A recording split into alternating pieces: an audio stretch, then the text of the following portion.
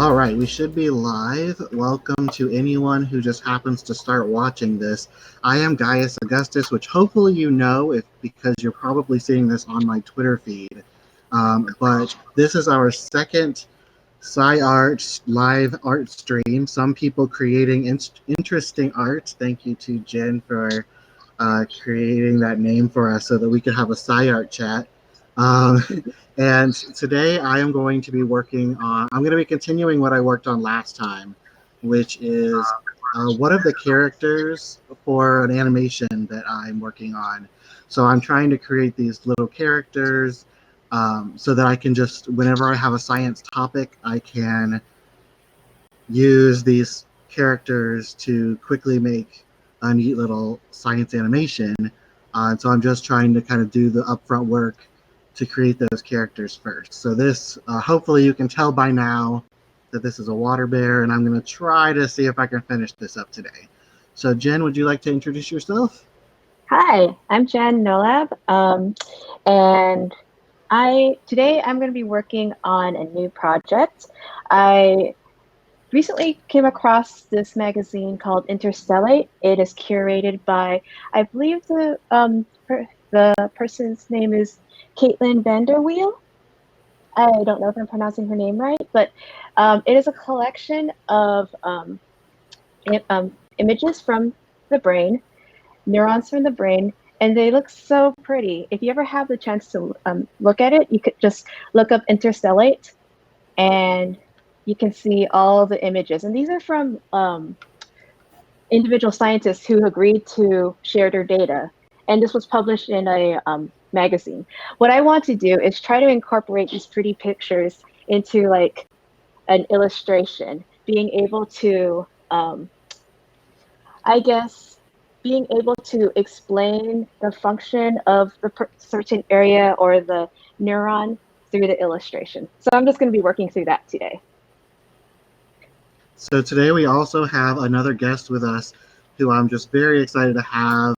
She makes amazing science-based sci art. So Olivia, would you like to just tell us more about you and what you do? Sure. Well, thank you, Gaius and Jen, for having me. My name's Olivia Harper Wilkins. I'm a third, almost fourth year graduate student at Caltech, where I do astrochemistry research. But even though most of what I do is based in space science, I'm trained as a chemist. So something that I've found challenging in that is trying to straddle these two worlds of chemistry and astronomy and not really understanding deeply either of them. And one way that I guess about a year and a half ago that I tried to combat this was I started, whenever I would read journal articles, I would follow up by doing a sketch summary so that I would remember the information better, and it would make sure that I understood what was going on in a paper. And I've always loved art, and through doing that, I got reconnected with art because that was something that I didn't really have time to do in the first couple years of grad school, because I also have a young son. So between starting off in grad school and having a now 3-year-old, I just didn't have time to contribute to art. So I started to incorporate art into my work as a way that I could justify making time for it. And I have since opened up a shop on my website, disguisenotthelimit.org.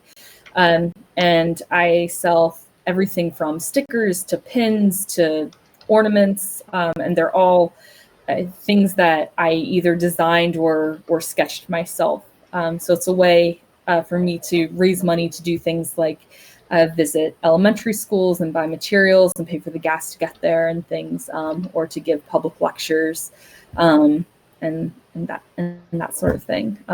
And today I'm going to be working on a sketch for a new sticker. Most of my stickers are sketches of things related to space, and I've been working on sketches of different planets. So far I've done Pluto, which is a minor or dwarf planet officially, and I've done Jupiter. And today I want to try my hand at Saturn. Oh, my favorite. Oh, awesome. It's a good day to be on this channel. Yay. That was totally by accident because you thought I was drawing a train scope, whatever that is. It was just a suggestion to draw a train scope. I'll remember for next time. Find what it was. There we go. So you also, one of the things I asked Olivia to do when we invited her was to think of like a topic that we could talk about. And I'm really glad that you came up with this topic. And the topic is just, what is Sci Art? And I feel like I get asked that all the time. And I just always want to remind you to don't forget to start drawing. Because we're supposed to be doing that. But I just wanted to. So I recently did this this survey saying I want to like help connect scientists and artists more, and I was surprised by the number of people who actually asked me what is Sci Art. And at first I was like, oh, I guess I've never heard of science art before. But then I realized that it was actually more of a deeper conversation than that of like, how are we going to define something like this? So Olivia, what do you think of when you think of Sci Art? Yeah, I think like for me, science art or Sci Art is all about intent, I think, which is something that I'm conflicted about because quite often I think when you're creating art, you should, or what I was always told is that you should be thinking of your audience and that you should be creating art for your audience. So then in that case, intent shouldn't really matter perhaps. But I think when it comes to Sci Art, it's if you're inspired by science, even if the final product isn't communicating anything about science or it doesn't have hidden data in it, but like you are kind of keeping science in mind and perhaps you're trying to have people be inspired by the science, even if it's a really subtle inspiration, then that counts as Sci Art. But that's like a very hand-wavy definition, I think. That's perfect for art, though, right? Mm-hmm.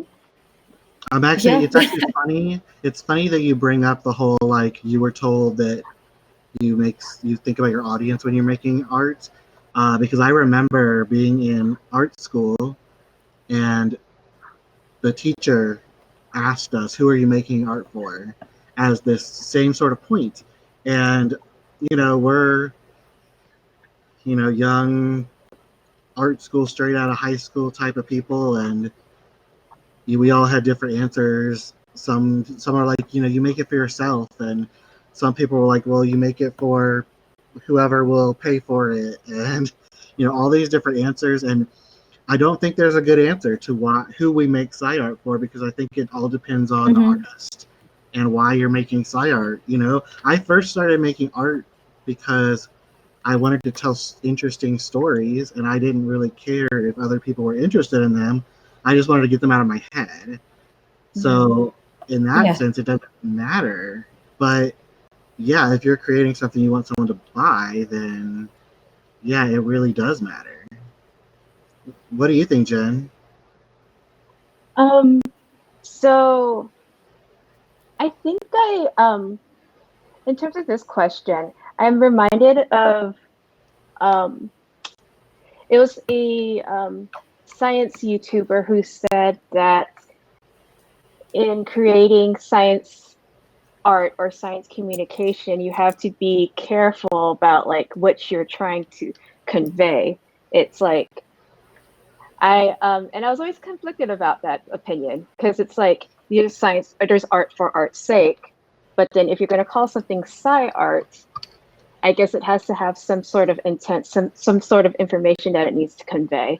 That was always my opinion about it. But listening to Olivia talk about her point of view, I think that it's not as defined as we would like it to be. So do you think, so I'm just going to go through some examples. Do you think that these people who are like crocheting or little like things or embroidering just to sell as is, not with a like, um, not for any like teaching purpose necessarily. They're not sharing information while they do it, but they're just sharing these things. Do you think of that as sci art? I do. I do. Now, like back when I heard that quote, I would have been like, oh, that's just not really science art. That's just someone drawing or making stuff because they think it's cute. But now I think it is science art because even if it wasn't made for the intent of disseminating information, like someone who'll see it will be like, oh, what is this? And they'll start looking up and seeing what it is and doing the research themselves, and they find out about what this piece of art is. It's kind of like, you know, those plush cells that you can buy. Yes. I don't know if you've seen the like the viruses and the microbes. Like they look cute, right? And they're not necessarily saying, oh, there's not like I guess like in their tab they have like a little explanation, but it's cute for cute's sake. But if someone were interested in like finding out more about, oh, what does this do, then they could take the initiative to look it up and do the research and learn about it. Yeah, and I wonder, one of the things I think that's important for sci art in general is to ask ourselves this purpose. And I think on one hand, we have the science problem where scientists have arguments all the time over whether science should be science for science sake or whether it should have a purpose for changing human lives. But there's also the same thing with art. Is science art or art about the world that we live in? If it's just inspiring people to get interested in science, is that enough? Yeah, I don't know.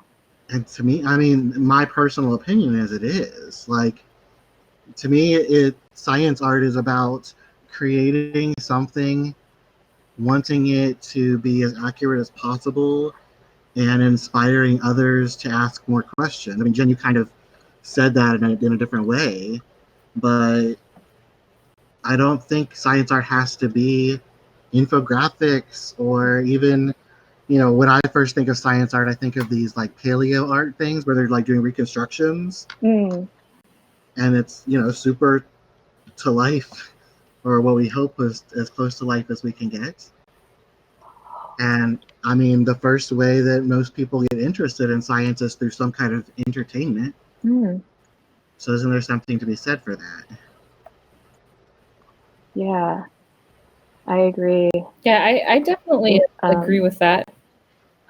I often have fights with my husband about what counts as art. Like if we ever go to a modern art museum, and like some of the things I just don't get. And he says, well, that's what makes it art, is you're asking questions about it and you're it's making you think. So that makes it art. And I feel like maybe that applies to the sci art is getting people to think about the topic and it's science related, or is getting them to ask questions, then at least according to my husband's definition, which I don't always like and agree with, but No, I definitely struggle with that as someone who comes out of the art world too. It's just like, you hear about stuff where these famous artists created things and they created them specifically to go against what the status quo was. And, like, oh man, I don't know these people's names off the top of my head, which is horrible, but in some ways it doesn't matter because I don't like their art anyway. But the guy who like just took a toilet and turned it upside down and put it out and said, okay, this is an art piece. But it was really about saying, what do we think art is? And watch, these dumb people are going to take this stupid piece and say it's art. And they did. they did exactly what he said they were going to do. And that was kind of the joke, was that he made this ridiculous thing that he didn't believe was art, but he got people to pay a lot of money for it. Mm. And the question now is, okay, if he says it's not art, but yet the art world says it's art, is it art? And this goes back to what you were saying, Olivia, with it doesn't matter more what the audience thinks than what the artist thinks. Mm. Oh, that's a tough question. It really is. I always had this argument when I was in literature class too, when I was growing up, because you know how they're like, the green light meant this, and I'm like, what if they just wanted it to be a green light because it was their favorite color? And the teachers are like, stop! No, it means things. And you know, we for some writers, of course, we know what they meant and why they were making things, but for some we don't. And I think it's an interesting question of how much of the artist's opinion is important.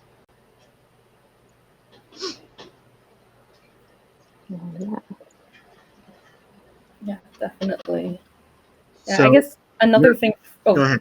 I was just going to say another thing for me that I struggle with along these lines is usually, or I think most people think that in order to call yourself a scientist, you have to have some kind of training, at least like when you're an adult, I think. I mean, I don't know. I mean, there's this idea that as long as you're asking questions, then you're a scientist and everyone is a scientist. But in terms of like being professionally a scientist, you're expected to have some kind of training.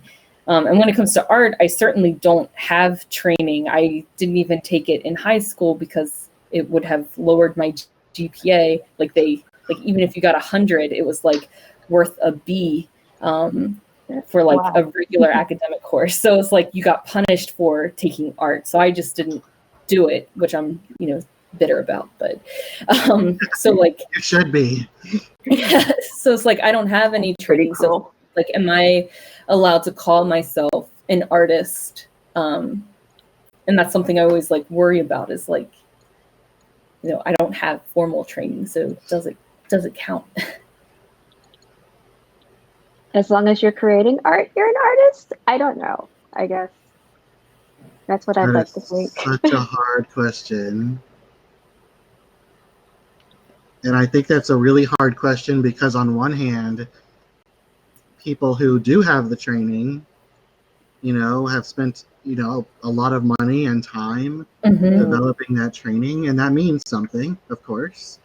That's not nothing.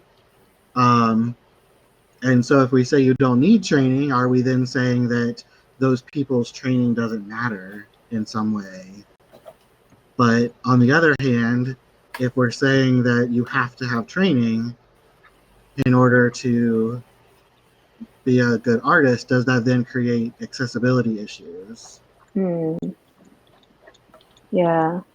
And I think the same thing is true for science too. I think a lot of times we want to say, oh no, anyone who asks questions is a scientist, and part of that is because we know that science has a bad name right now, and so we like for people to think they're scientists because then people might be willing to fund science better if they think that they're a scientist.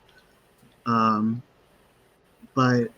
I don't think there's a right answer there. I think it's a question of, actually, I think the way you said it, the question of like, are you a professional or are you doing this for a living?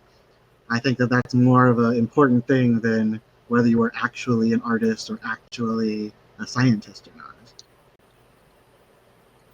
I guess kind of along a similar idea of, like, in terms of, like, scientists not having training, is there is a lot of, like, citizen science. And, I mean, I wouldn't consider myself an artist all the time. I feel like I'm an artist when I'm like creating art or when I'm talking about art. And I guess that's kind of similar for a citizen scientist who's like doing one of those like crowdsourced projects. Is there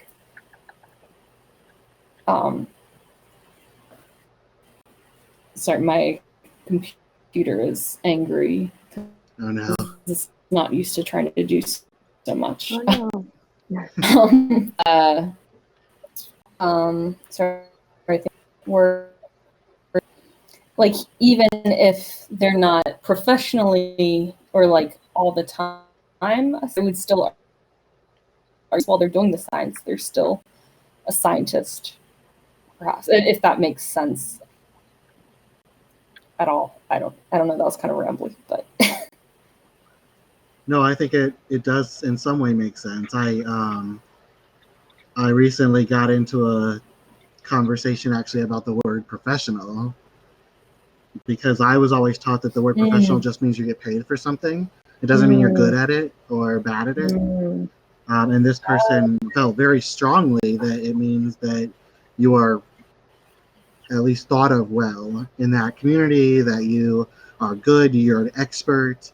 Whereas I've never, it's just not something I was taught. And it was a very interesting conversation because I'd never thought of it before.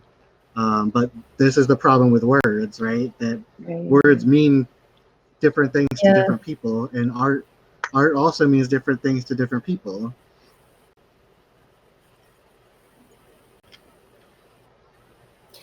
Yeah, that is very true.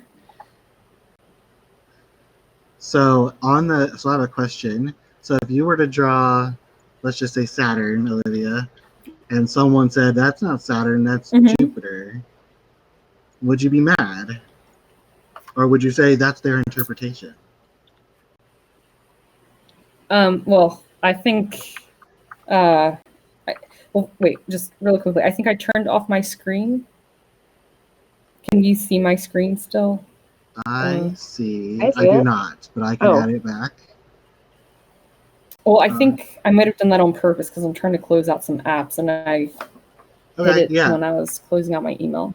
Let me know when Sorry it comes for anyone listening. I'm just a mess. And let me know when you put it back up so that I can add it again. Okay. Okay, we'll try this now. Okay, I added it back. All right. Okay, thank you. So we'll see if that makes my computer run any more smoothly, or if my program's going to crash. But in the meantime, I don't know if I'd be mad if someone claimed that my picture of Saturn looked, or if they claimed it was Jupiter. I mean, I'd be annoyed at least. I think that I would use that as an opportunity to explain like what the difference between Jupiter and Saturn is. And while they have some similarities of they're both gas giants, they both have fairly stormy atmospheres, or so we think. Jupiter has a much more stormy or swirly, stripy atmosphere than Saturn. Like Saturn does have stripes, but it's less apparent. Saturn also has rings. So there are some features that definitely set them apart. And I think that might only be fair for them to say that my picture of Saturn is Jupiter if I was just drawing Saturn without the rings. But then in that case, I don't know if I could really claim that it's Saturn, because I think the rings are kind of considered to be, well, I don't know, I'm not a planetary scientist, but as far, like, from what I understand, like the planets are considered to be like a part of the planet, kind of like you don't consider Saturn really without its rings, if that makes sense. So I don't think that you could just say that like Saturn is Jupiter. But yeah, I mean, I wouldn't be too happy. Yeah, so all I'm getting at is that a difference between science art and regular art?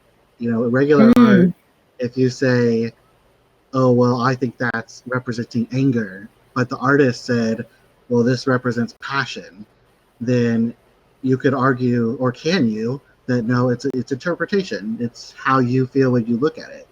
But for science art, we know that science, at least we hope for science, that most of our stuff is based in truth.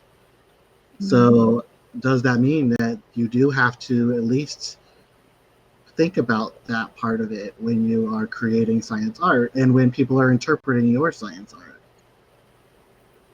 I see. But wouldn't that also depend on what the person knows? Like, say, they didn't know the difference between Saturn and Jupiter, and they decided, oh, I'm just going to decide that this is that. So there has to, like, I guess they'd have to bring in some previous knowledge in order to distinguish between what is what.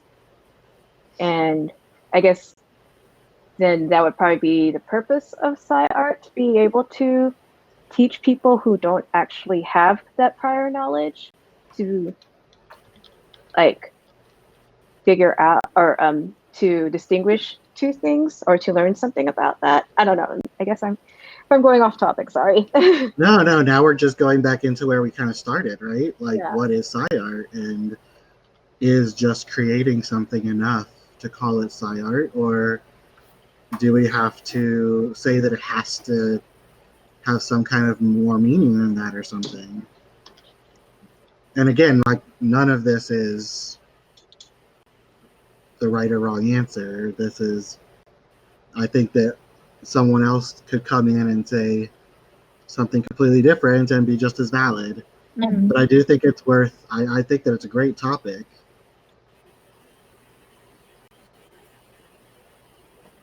Yeah, I don't know. I mean, I think live stream started that, like, quite often when I have things in my SCIArt shop is I'll put a little blurb about whatever it is that I drew, that is a sticker or whatever, talking about the science behind the drawing, as a way both to communicate about science, because that's really why I created my website, but also as a disclaimer that this is science art because I am talking about science, kind of. Yes. But whether you actually need to be so explicit, I think is an interesting question, and also whether, like, I had a thought and it went away, but I guess just, again, like, what is the purpose? I think, Gaius, you were talking about how there's some art that's just for art's sake, and when you were in art school, there were a wide number of reasons for why people do art, and should sci artists be allowed to do the same thing? And I think that they should be able to. I mean, you could also, you could argue that there are multiple definitions of a sci artist, and that we all kind of intersect in a different way. Like, you could have an artist who's trained as an artist, who's never done any scientific research, who is very interested in science and how you visualize science. And on the other hand, you could have someone who is trained as a scientist, isn't trained as art at all, but likes to, again, use art as a way to visualize science in some way. And I think that those two things are both valid, and they kind of, like, meet in the middle. And it's kind of maybe there isn't one definition. Maybe sci art is more of a spectrum where you can be more on the science end or more on the art end, and there's still sci art. I love that Different diplomatic disciplines. approach. Yes. It's fantastic. Oh, wow. I wish I'd thought of it a long time ago, because maybe I wouldn't be questioning my validity so much. I know I get asked all the time, like, how did you go from science to, or how did you go from art to science? That seems like such a big jump, everyone always says, and I just always say it's not a big jump at all. Like, it just makes perfect sense to me that, to me, they're the same. They're both creative, they're both thought-provoking, it's very difficult to just sit down and draw something. Yes. But it's also very difficult to just sit down and do some science. And I actually really love that you brought up the citizen scientist thing. Hello? Sorry, can you hear me? Yes. I said I'm really glad you brought up Yes. that you all brought up the citizen scientist thing, because that's something that I think is really important. Like it's I think some bad press sometimes. But sorry, go ahead. I think we were all so Jen, do you want to Oh no, I was just agreeing, affirming what was being said.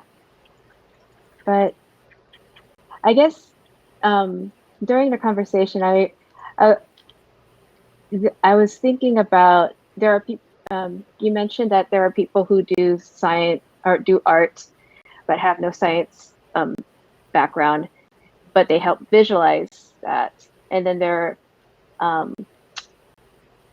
a need for those kind of people, because at least at my job, we're always busy doing experiments, writing papers, so forth, so forth. We're always looking for someone who can make our figures, because we're not proficient in Illustrator or Photoshop, but we still want to be able to disseminate our ideas. And now papers are requiring that you use like a visual abstract, a graphical abstract. And for those who are not trained in that, that's like really hard. So I think there's like a need for people who can do that kind of stuff, who are very visual and are able to like distill ideas into like cute little figures. And yeah, that was just like what I was thinking when I heard when I was listening to you guys talk about that. Yeah, I think that's great. Yeah, I totally agree. I'm teaching a science communications class right now that I designed for some undergrad students, and part of it involves creating like just a rough sketch of a graphical abstract. And one of my students sent me, there's this Facebook page that is just really bad graphical abstracts that someone just curates, like this album basically on Facebook, and they're all like memes and just really bad, and like they're quite funny, but it's like I think they're purposely bad, but it's people who clearly did not have any type of training in anything like Illustrator, and their edges don't match up, and they're just like putting word boxes over memes and trying to make it relatable. It's quite funny, but it's also a problem, I think, if you use like a meme as the basis for your abstract, because those things age pretty quickly. So in a year, someone might not have any idea what the reference is, and then the abstract just looks like just really bad. Right. That's a great point. So I think either having scientists who are trained in this, or having someone who can communicate science for a graphical abstract in a way that will be timeless, will be eye-catching and things is really important. But I think one thing that might be challenging for a lot of people is finding the funding to pay for that. Definitely. Yes. Because I think, unfortunately, quite often art is undervalued, as I'm sure both of you have sometimes felt, or like it's a challenge to try to figure out like how to place value on your art, where like quite often people think that anything is just too expensive, and they can't fathom how much time and effort goes into creating a piece. And I think that's probably true of graphical abstracts as well. Or you would think that it's so easy to do it that you don't need to have someone. You could do it by yourself. You could only take a day to do that. Yeah, and then you end up on that Facebook page. Yeah, right. Exactly. Yeah, I think we run into that all the time when I talk to other science artists who do this freelance, like full time. And we often have conversations about, like, how do you get scientists to realize that what they did maybe isn't bad, but isn't as good as it could have been. And that they really could hire a professional who could do it better. Exactly. And what's the point? I mean, I think some people just do their graphical abstracts because they're required to. But I hope that a lot of people do their graphical abstracts because they want to visually communicate and get people interested in reading their articles. It's something that I'd like to start doing. And I'm hoping that we can build some kind of community that not only makes scientists realize that artists are experts, and just as you would get an expert to help you with a certain assay, you want an expert to help you with your graphical abstract, but also figure out a way to make it possible to fund those things, because that's, like you said, really important. So you really need to be able to do that. Yeah, I think another piece too is even if it does cost you money, like the amount of time it would save you as a scientist who's outsourcing, so to speak, to an artist, you could be using to work on additional experiments or running models or making observations or whatever. So it's really, I mean, I think there's also an issue in science. Well, I think this is true of a lot of industries, but like in academia, where there isn't an expectation to work no more than 40 hours. So it's also, I think, hard for people to value their own time when the system isn't set up for them to value their own time. So they might not see it as a way that they can be more efficient because it doesn't count as part of their normal work week, I guess. That is so true. They have to be busy. No, thank you. It's like we got enough to do.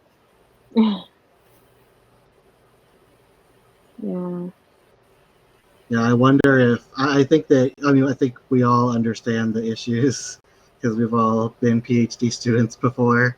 We all kind of understand the cultural issues in science, and that there's a hopefully changing thought that a scientist has a life outside of their lab and is able to go have fun and not just dedicate 24/7 to their science. And hopefully as that changes, some of this other stuff will maybe be a little easier to happen. I know last time Jen and I were talking about like this idea that as people retire and new people with new ideas are coming into the positions, there's a natural progression towards these kind of things that we're talking about. My PI and I were just talking about this last week. He was pretty much talking about this whole situation, and that's just how it's going to be, I guess. It's so funny to me for a scientist to say that, because if you found that your result negated 100 years of research, would you just say, oh, I guess that's how it is? Oh, no. You'd have to go validate it. Right. So it's amazing to me when people are willing to do that for other things, but not for their own culture. That's obviously hurting a lot of PhD students, postdocs, early career researchers especially. But I think now, since there is more attention around it, there will probably be a more of an Yeah. interest to change. I hope so. I do too. You know, I was actually thinking along the lines of like, what is Sci Art? So, you know, like we think that our findings are immutable, that they're not going to change, but that's not necessarily the case. Of course, the scientific process, I mean, you're always trying to prove something wrong, or not trying to prove something wrong. You're always, there are always things that will somewhat contradict previous findings, right? Mhm. So, and ideas change with like with all these other findings. I was wondering if there was like a way for art to be able to illustrate this whole process, like to be able to illustrate like the way that science is not always just like set in stone, that something like a finding or a new technique will show something different. I'm like thinking in the way, I'm just thinking about like my field, Alzheimer's disease, and how people used to think, it was just amyloid plaques. But then now it's not just amyloid plaques, it's phosphorylated tau, it's TDP-43, it's this, it's that. So it's like, it's not just one thing. And I was wondering like if there was a way to be able to illustrate that, like the scientific process and work. Totally off topic, but just like I'm thinking about this. No, Like that's a super interesting idea. How can we use art to illustrate how science works? That would probably be like another application of Sci Art. Still like in the realm of like explaining stuff, but also being able to explain how fluid scientific ideas are. I need to get on. You know what's interesting about that? I've been thinking about like, I just randomly sometimes think about comics I would like to make. Mm-hmm. And one of them that keeps coming up is a comic for PhD students to be able to communicate with their families what a PhD is. Mm-hmm. And not in a like, yeah, of course in like a humorous way, but also in a very like truthful way, as opposed to, I think most of the comics out there about being a PhD student are for PhD students. Like it's us laughing at ourselves for choosing the hardest way possible to live your life. So like Jorge Chung's PhD comics? Right. But, you know, normal people don't read PhD comics. Yeah. Right? It has a very specific audience. That's why you don't see Jorge go out and do talks at non-universities. There's a reason that's the audience. And so I've been talking to a couple people. It's something that I would want to collaborate with someone on, because I think it's a really important topic, because so many people, especially underrepresented minorities and first-generation students, their families have no idea what they're doing. And I feel like when your parent asks you how much longer are you going to be in school, how nice would it be to be able to say, hey, I don't know how to explain this, but here's a comic that does, and it's entertaining, but it's also explanatory. Yeah, I've always that is like something that I've also been interested in, like. But I wonder if, but I also wonder if what you're talking about, it could be the same thing, trying to help people understand science not as a book of facts, yes, but as this ever-changing field of our current level of knowledge or whatever. It is a process. It's not set in stone. Thanks for giving me more work to do. Oh, well, you know, if you ever need some help. I think that'd be a great collaboration, though. That might even be something we might want to do like an anthology for or something. Oh, yeah. That way we get lots of different people involved, all thinking about the same type of thing. Different perspectives, different stories. Mm-hmm. Yeah. I think it's a great idea. I think so too. Because it's like, I've always had that conversation. How long is it going to take for you to finish your PhD and then, now you're a postdoc. What are you doing? Exactly. It's like, are you going to get a real job? Yeah. Oh, I was about to say that. Yes. Yeah, I always get the question of like, how are classes going? It's like, I haven't taken classes in 2 years. Exactly. Oh. Yeah, I think this isn't an art related thing, but like one of the biggest, or one of the most meaningful conversations I had with my dad about my PhD is like, I'm first generation, and I was telling him how I was worried that it was going to take me like 10 years to complete my program. And he just said, so what?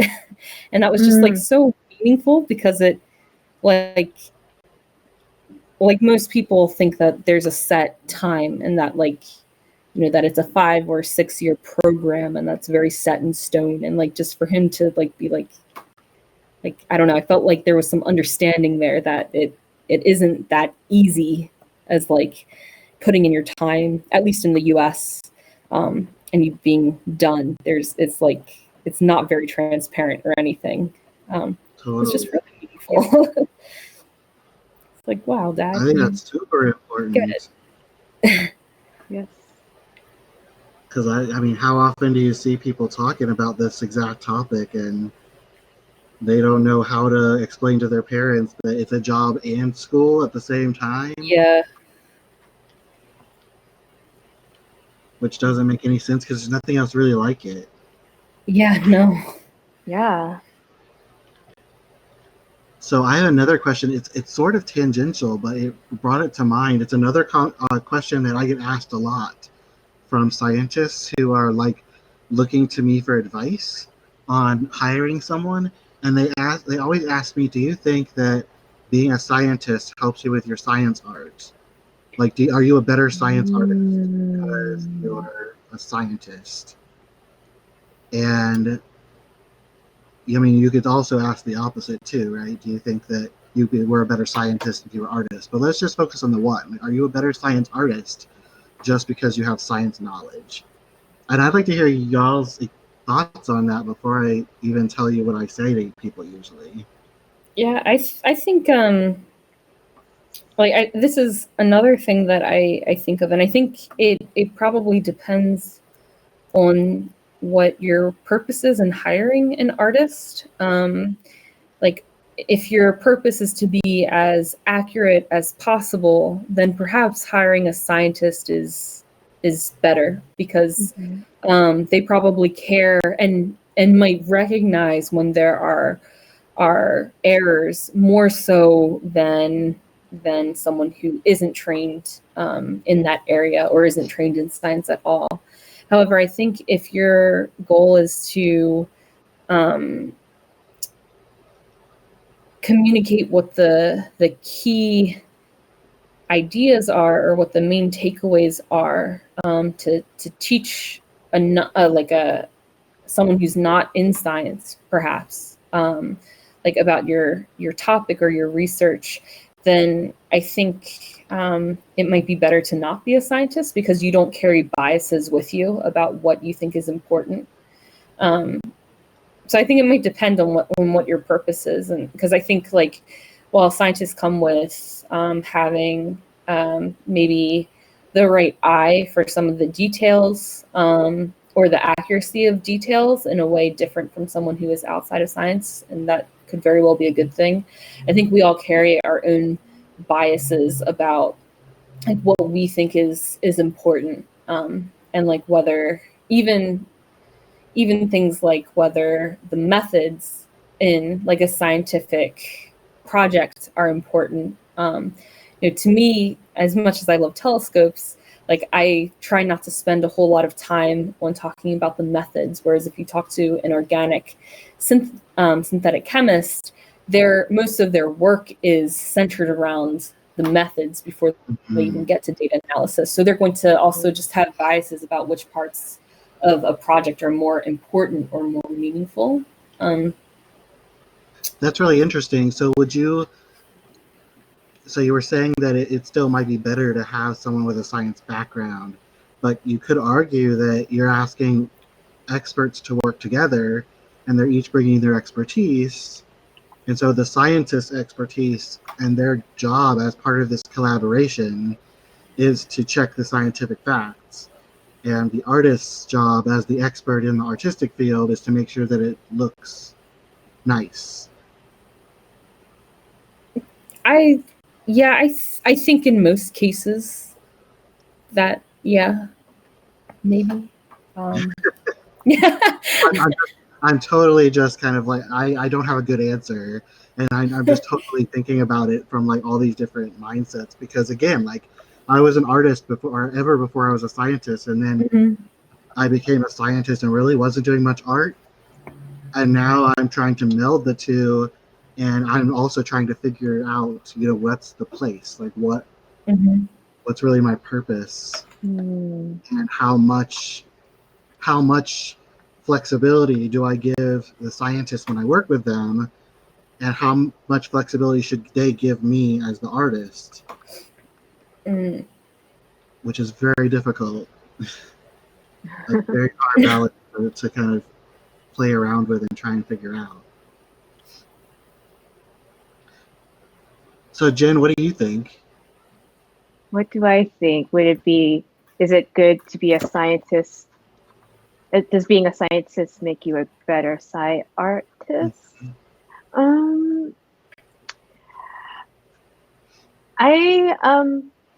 think I'll have to agree with Olivia. We do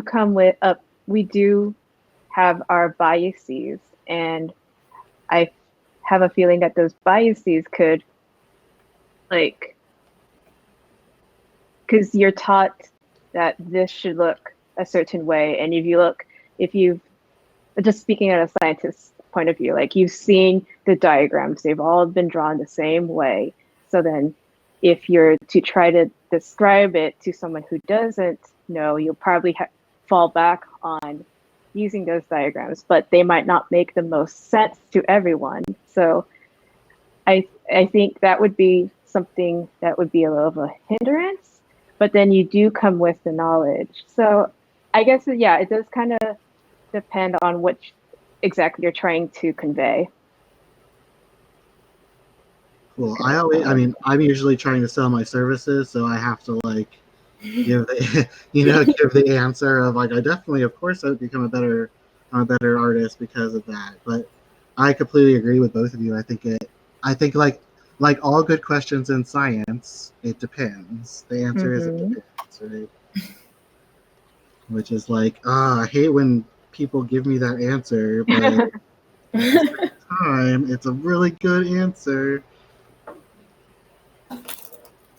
But it's not always so clear cut, is it? No, it's almost never clear cut in science, and why should SCIArt be different? Exactly.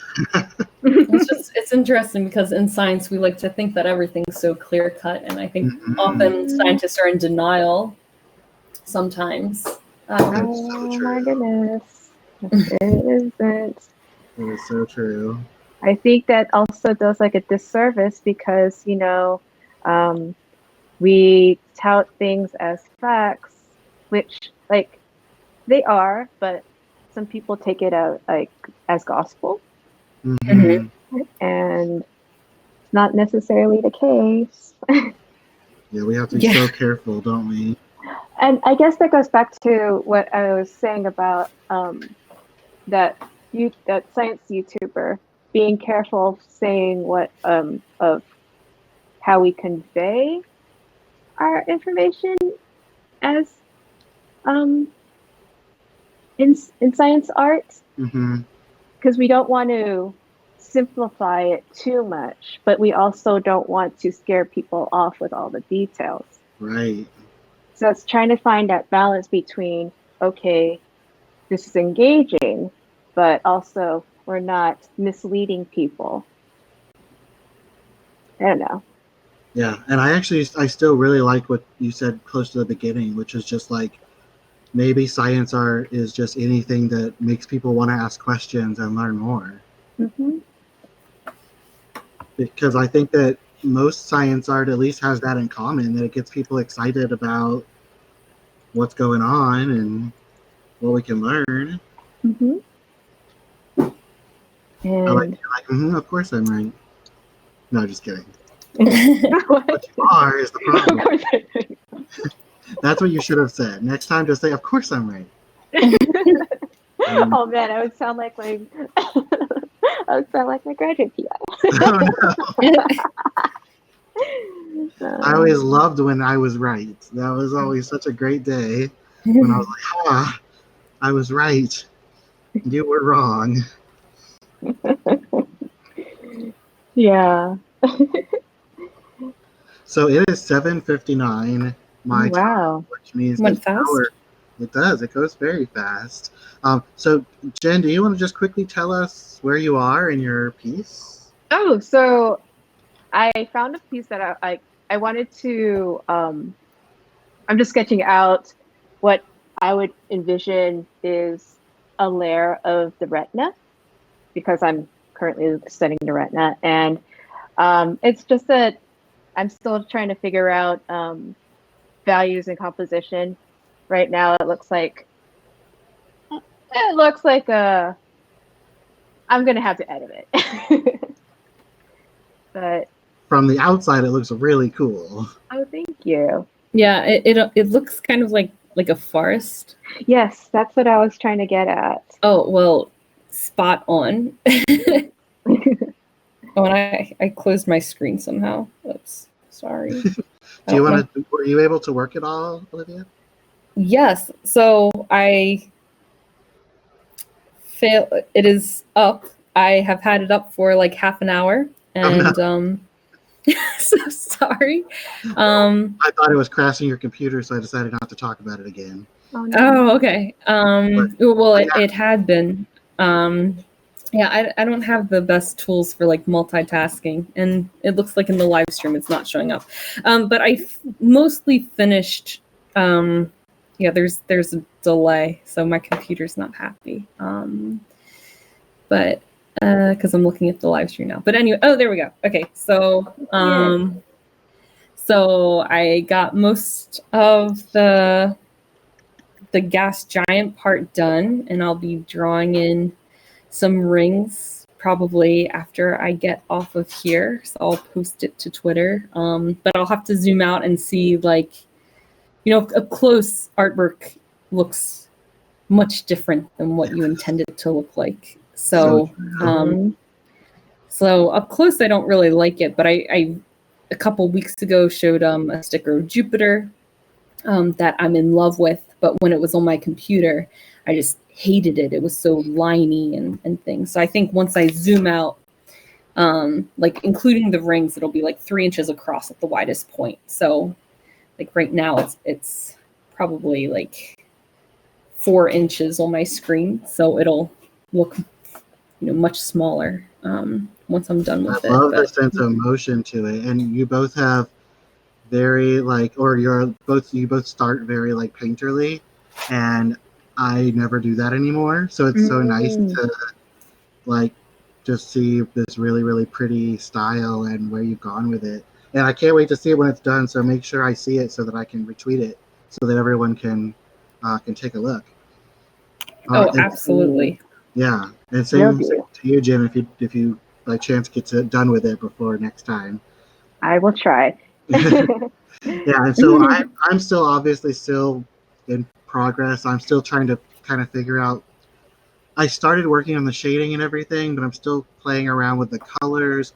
I kind of want the water bear to be a little bit brighter of color, just because I have that flexibility with this character, and all my other characters are really bright colored. So, you know, I love bright colors.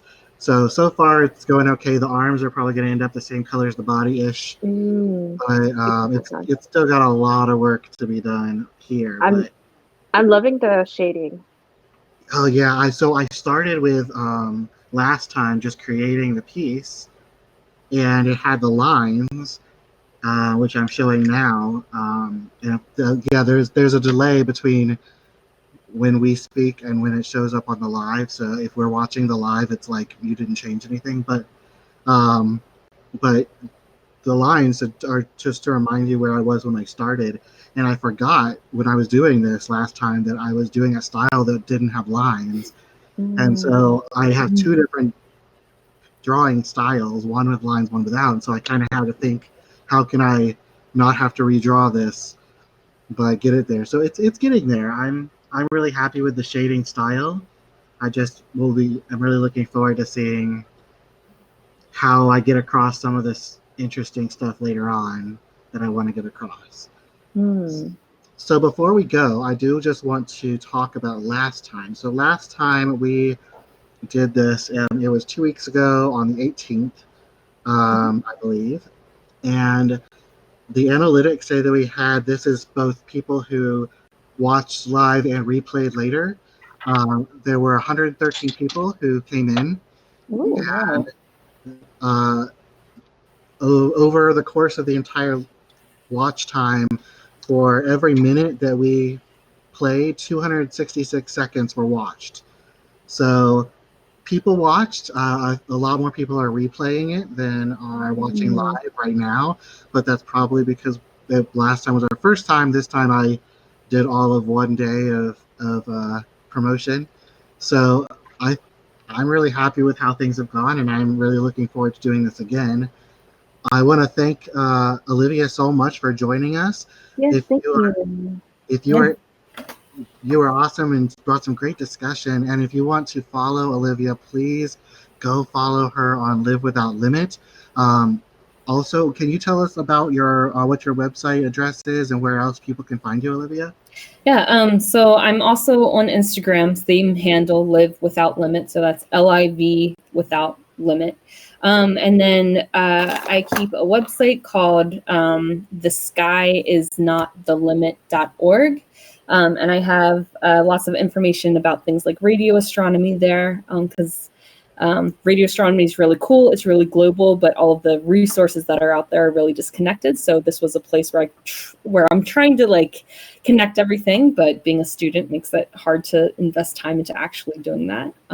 But there I also I blog, and then I have my SCIArt shop. So you can find that there's a link on my website there as well.